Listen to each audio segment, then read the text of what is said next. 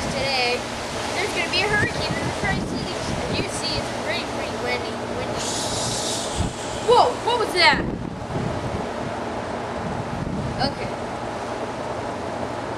As you can tell, it's very super windy.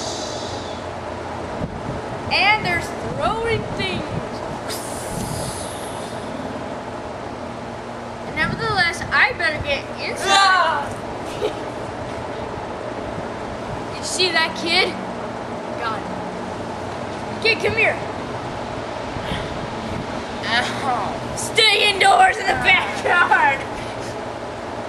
Don't be in the backyard. Good. This kid needs to be in the basement, away from glass. Got that fun. And that's our broadcast for today. But in Yakima, it's sunny.